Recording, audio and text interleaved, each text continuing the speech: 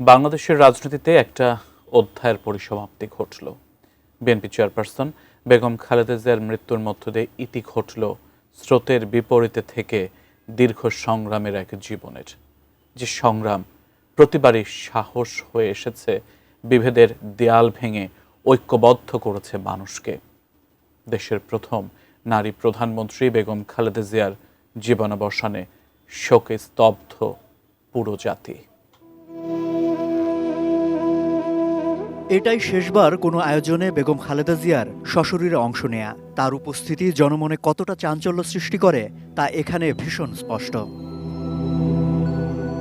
অন্তর্বর্তী সরকারের প্রধান উপদেষ্টা ডক্টর মোহাম্মদ ইউনূস কুশল বিনিময়ের পর খোঁজখবর নেন বিএনপি চেয়ারপারসন বেগম খালেদা জিয়ার। পরে দুই নেতার পাশাপাশি বসা হাসিমুখের ছবি সাম্প্রতিক সময়ে বাংলাদেশের রাজনীতিতে যেন হয়ে ওঠে ক্লাসিক পোস্টার, যা আশঙ্কার রাজনীতিতে ছড়িয়ে দিয়েছিল স্বস্তির বার্তা।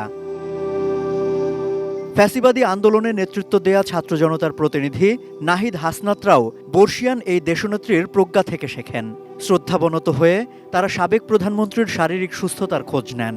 বেগম খালেদা জিয়া হাসিমাখা প্রত্যুত্তরে বুঝিয়েছেন, এই তরুণদের ইতিহাস পাল্টে দেওয়ার সাহসে তিনি আস্থা রেখেছেন। রাজনীতিবিদ, সশস্ত্র বাহিনীর সদস্য, সুশীল সমাজের প্রতিনিধি, সাধারণ জনতা সবারই আগ্রহ ছিল বেগম খালেদা জিয়াকে ঘিরে। ম্যাক্স, দেশের সবচেয়ে শক্তিশালী 52.5 এনগ্রেডের পিসিসি সিমেন্ট। এই অনুষ্ঠানে অংশ নেওয়ার সময় থেকেই শারীরিকভাবে অস্বস্তিতে ভোগা শুরু বেগম খালেদা জিয়ার। পরে শারীরিক জটিলতা আরও বাড়লে 23 নভেম্বর রাতেই তাকে নেওয়া হয় হাসপাতালে। দীর্ঘদিন ধরে Begum Khaleda Zia liver cirrhosis, arthritis, diabetes, kidney, ফুসফুস এবং চোখের সমস্যা সহ নানা জটিলতায় ভুগছিলেন। তার হাসপাতালে যাওয়ার খবরে উৎকণ্ঠা বাড়ে জনমনে। খালেদা জিয়ার শারীরিক অবস্থা তখন থেকেই এই ভালো তো এই খারাপ। শঙ্কা বাড়ে যখন রাজনৈতিক দলগুলোর শীর্ষ নেতৃবৃন্দ, এমনকি সরকারের উপদেষ্টারা একের পর এক হাসপাতালে ছুটে যেতে থাকেন। বড় সন্তান তারেক রহমান তখনও দেশে ফিরতে পারেননি। ফোনের যোগাযোগে মায়ের চিকিৎসার খোঁজ রাখেন তিনি।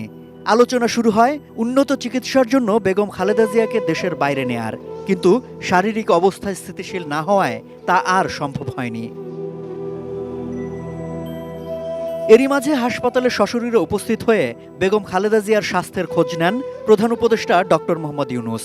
সরকারের পক্ষে সব ধরনের সহযোগিতার আশ্বাস দেন তিনি। পরে উপদেষ্টা পরিষদের সিদ্ধান্তে বেগম খালেদা জিয়াকে অতি গুরুত্বপূর্ণ ব্যক্তি হিসেবে ঘোষণা দেয়া হয়।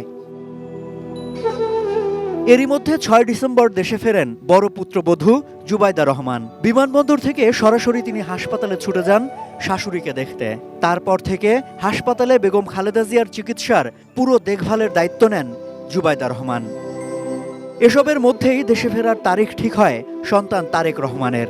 সে অনুযায়ী 25 ডিসেম্বর দীর্ঘ 17 বছর পর রাজস্বিক প্রত্যাবর্তন করেন তারেক রহমান।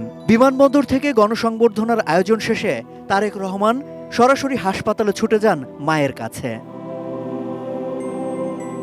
যখন আশা জাগছিল হয়তো আবারও সুস্থ হয়ে বেগম খালেদা জিয়া ফিরবেন সন্তানের কাছে, পরিবারের কাছে, প্রিয় বাংলাদেশের মানুষের কাছে, বছরের শেষ দিনের আগের সকালে তখনই খবর এলো সবাইকে কাঁদিয়ে অনন্তে পাড়ি জমিয়েছেন 3 বারের প্রধানমন্ত্রী, আপসহীন নেত্রী বেগম খালেদা জিয়া।